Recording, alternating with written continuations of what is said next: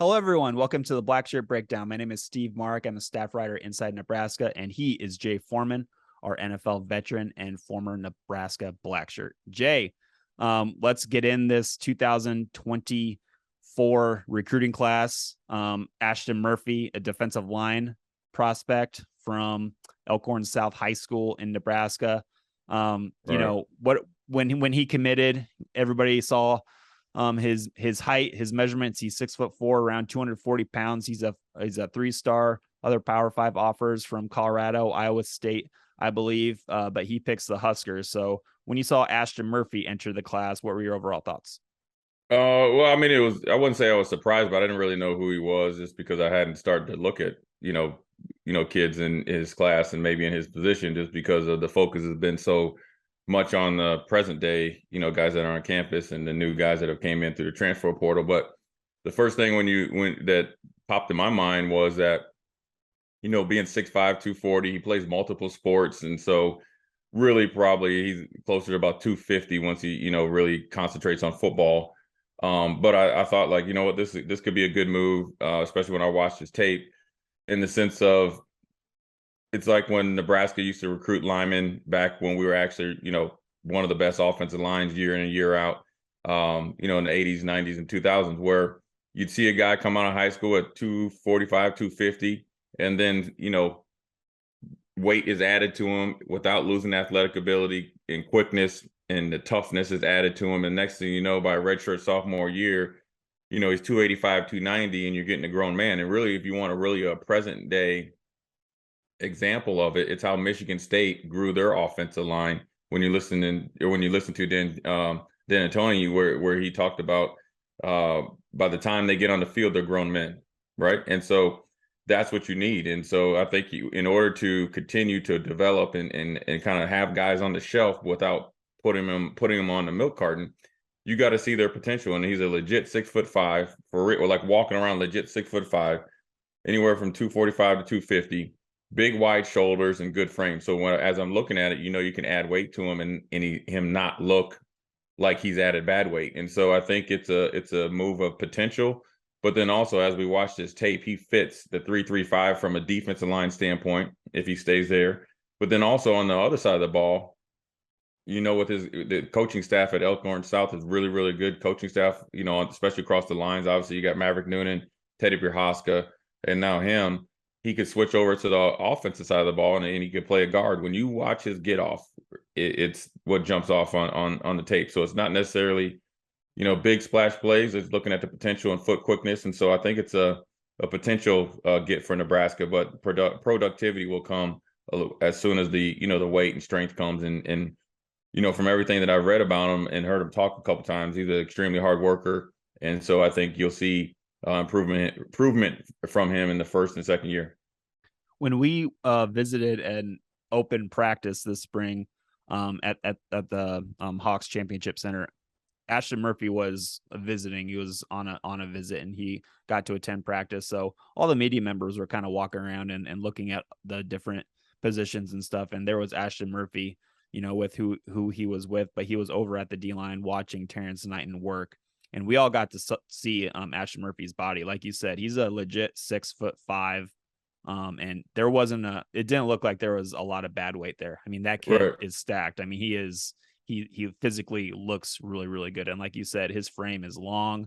There's a lot of room to build on it. So really, really interesting prospect here with Ashton Murphy. But Jay, let's get into the highlights here. And I really like what you said. He's kind of this new 3-3-5 defensive line recruit that I think we're going to be seeing more. Now, obviously, Tony White, when he first got here, he said, we're going to try to recruit the best defensive and offensive linemen we can. Sure. But if you can't get those guys, you're going to get guys like Ashton Murphy who are a little bit undersized, but what they can really do is get in the backfield, use their quickness, shoot gaps, maybe a little bit less two gapping, maybe a little less massive 300+ pounders and more smaller, quicker guys who can, like you said, have that get off.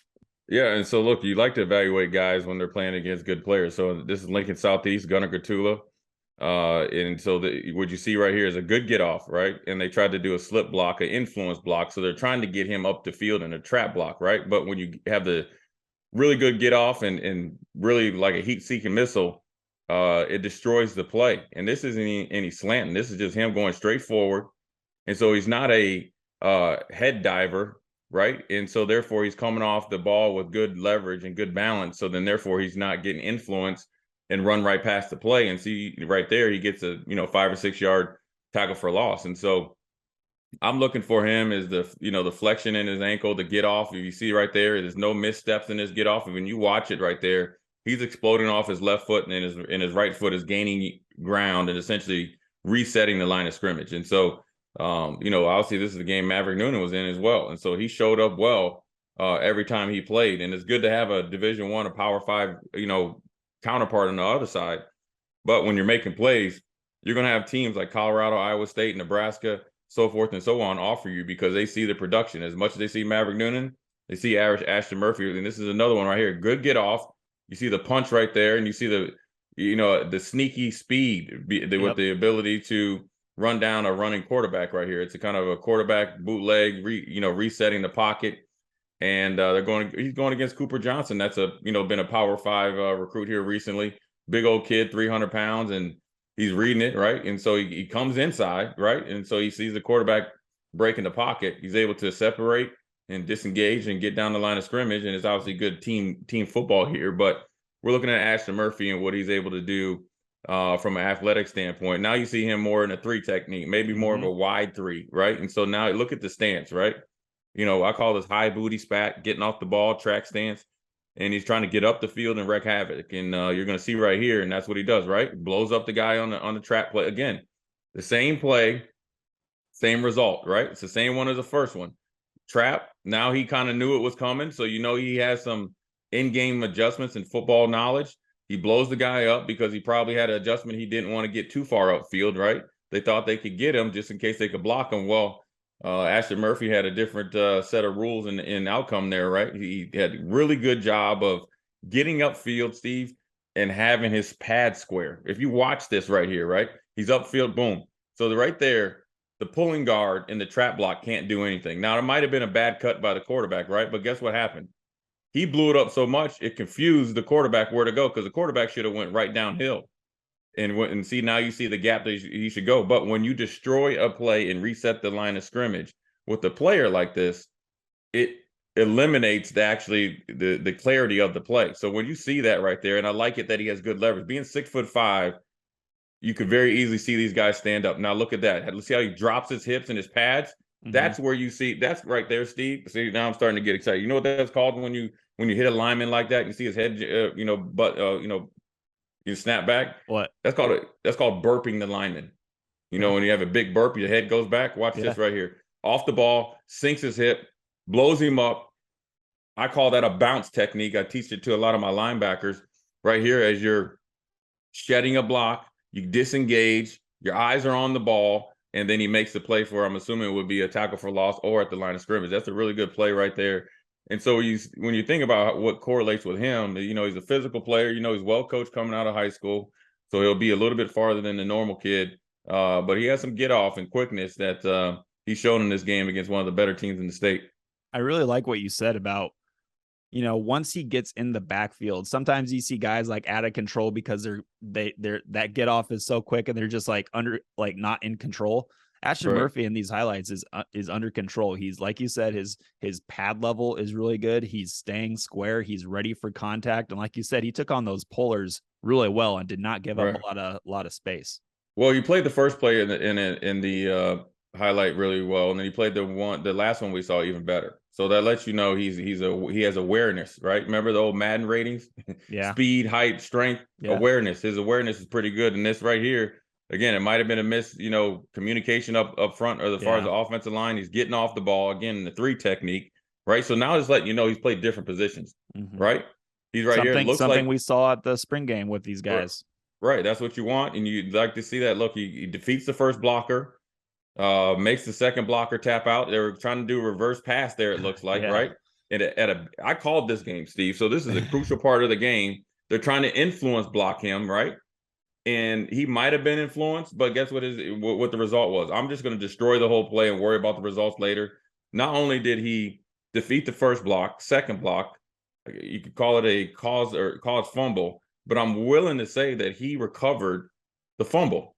So he's playing to the echo of the whistle. You see that? It's a forced fumble, right? He knows it's on the ground, and then therefore right there, he's going to roll right into it, or Maverick Noonan probably gets it. But what you see right there is the ability to destroy an offensive play, a trick play, and it's good awareness by him to not settle down and try to chase ghosts. And so this is another one right here, right? And a little bit more of a old school Nebraska Eric Shenander 4-eye technique, but look at the stance, right?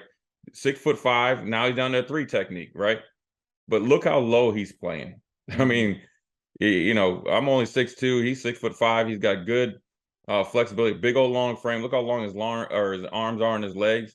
Now he's got a lot of work to do in the weight room, but that's up to him and the weight coaches. But getting off on the play, and again, destroying 2 blockers. And what I like about him, you go and do your job, and then you go play football. Watch this right here. 1, 2, locate the football, get in on the play. And I'm willing to bet if you watch the whole game of Elkhorn South, and this is with Maverick Noonan, Teddy Prohaska's younger brother, who's going to maybe be a Power 5 guy, and a host of other good players, right? You see 61 in a majority of the frames when they're frozen. So this is a good football play here, right? He needs the B gap. He does that, right? 55 got confused because his buddy got knocked around, and then he goes and makes a play. Now, granted, is this the equivalent of Southeast? No, they're looking at his ability to make plays. It doesn't matter who you play, it's how you play. And so that he's not changing. He's an equal opportunity, we'll call it an employer, but we'll call him a destroyer. What he's doing is getting off the ball and he's playing football. He's trying to find the football. He's a football player that has a lot of, you know, some work to do as far as getting some weight on, you know, to be able to play in the Big Ten, but he's not far off as far as developing, right? And what I mean by that, Steve, is you can tell by the way he plays in the interview that you had with him that the dedication is going to be there. So I'm just going to assume that they're going to bring him along strategically. And so he's going to not only not lose his speed and quickness, which is his best attribute, is his get off, right? Teach him football technique by Coach Knighton. But then when he's ready to play, you know, he doesn't have to be 305. He's 285. He'll be plenty strong. Him being in the weight program and having some familiarity with Noonan, Prohaska is going to help him excel faster. They're going to eliminate any type of, you know, fray around the curve for him and have his learning curve be a lot smoother. Then you're going to see him to become a productive player. And so, you know, Nebraska, I think, is looking for football players. You know, obviously across the line is something they're going to have to address for, you know, the years to come to build it back up to where it's sustainable. And in year to year, you're not rebuilding, you're reloading. And so hopefully he's a part of the process. He has some good quickness off the ball. I like his ability, his awareness, which is, I think, a unique art that's been lost as far as awareness about playing football. I know he loves football. I know he wanted to be at Nebraska. He has a big old frame. He's blessed with that. He has a lot of potential. So I know the weight coach is excited. I know he's excited to get there. And so now the rest is up to him, right? And I know for, you know, the program that he comes from, he's going to be, you know, well trained off the field. And then so now it's just come down to getting in the weight room, getting his diet right, and catching up. But I think he's a kid that where even when he's not at the ideal weight, you'll see him on the field sooner than later, just based off of what he's doing right now. And that's all we can do is assume and prognosticate what they can potentially be and how fast they can be somewhat of a good player.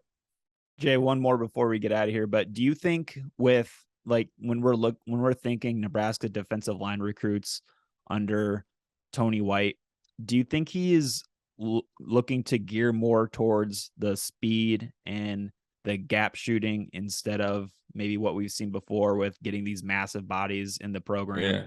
Yeah. Just what are your thoughts on that? Yeah. And you know, in doing it that way in a conference like the Big Ten, where the Minnesotas, you know, the Ohio States run right at you some years. Just what are your thoughts on, you know, maybe a new way of thinking with the defensive line recruits?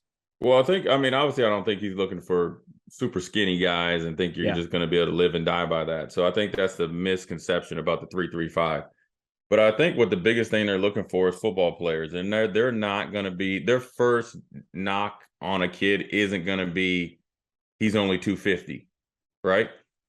What it's telling me, or what I'm assuming, is that they are willing to develop kids systematically over time. Because look, when you think about what Matt Rhule has been saying, every day is a work day.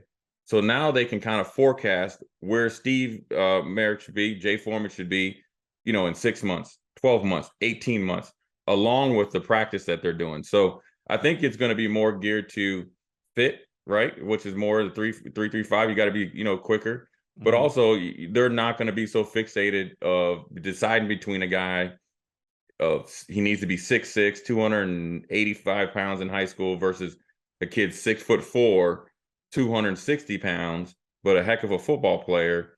He's still at the top of our list because we want football players, not guys that are measurables. And I think once you kind of do that, I think you're going to see a lot more guys be productive sooner than later. So I don't really think it's going to be the smaller guys. I would say this: they're not going to turn their nose up at smaller guys. That's the better, assessment.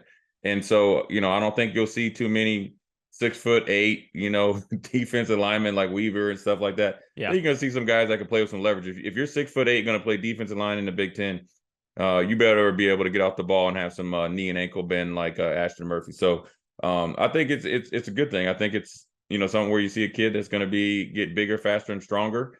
And, they'll accentuate what he does well. And, hopefully he becomes a productive player. I lied. This is the last question. You just explaining that, makes me think about the spring game and what we heard about all spring with Cam Lenhart.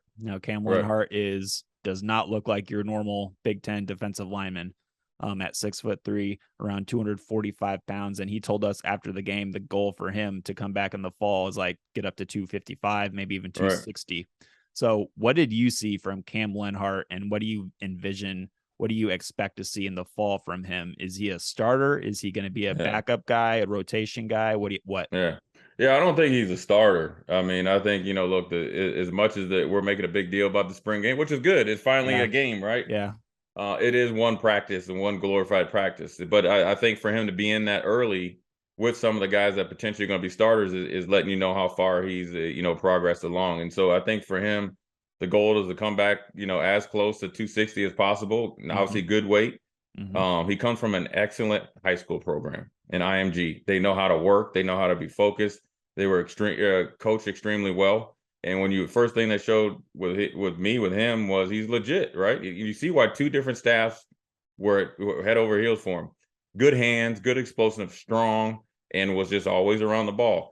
I think what he'll, do most likely. Now, look, if he comes in and knocks it out of the park, Tony White will put him in there. But I think right now, when you think of Nash, Ty Robinson, Judy, maybe a little Raquan Buckley, he could definitely get into the rotation. I think that it's a good mindset for him to come back a little bit, bigger, faster, stronger, to really be it. So they, won't be such of a knock against him as far as size. But I think he's a guy that can play. I mean, not every defensive line that you play in the Big Ten is 300 or 280, 290. You see some guys. I remember one year I was on the sidelines and watched Iowa.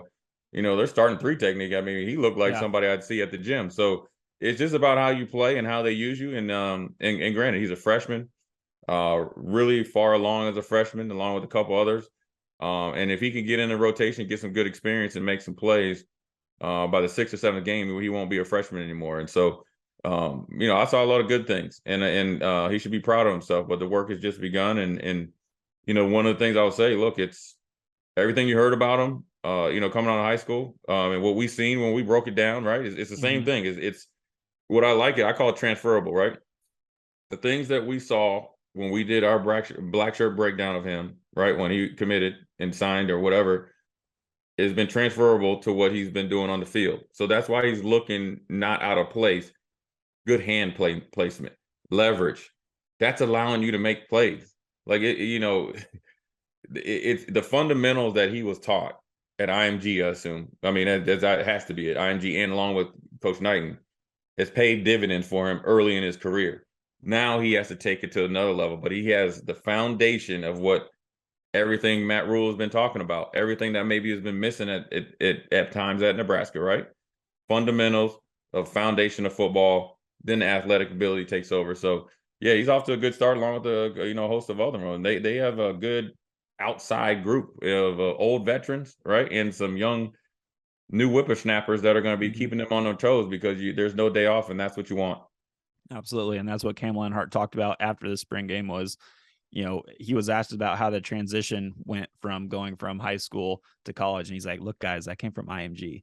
Like IMG, they It's build different. football players. They build Right. football players over there. They teach them how to do this thing in college. So when you can grab a guy out of there, usually good things happen. So Well, hey, I don't mean to cut you off. Him and my man 44. I love that dude. He got the best number out there, right? I know, I'm assuming that he would like a single digit, right? Because he plays with a lot of swag. everybody wants the single digits. Yes, 6'2", 170. I know my man's about 165, but look, he came from IMG as well. yeah. And what did you see in the spring game? Every time the film stopped, he made play. So, two good guys from IMG. Both of them are doing well right now. Sincere Sinfuela. All right. So, yeah, that was Ashton Murphy, member of the 2024 class, defensive line recruit for now, at Elkhorn South High School. So, for Jay Foreman, Steve Marik, that was the Blackshirt Breakdown. We'll catch y'all guys later.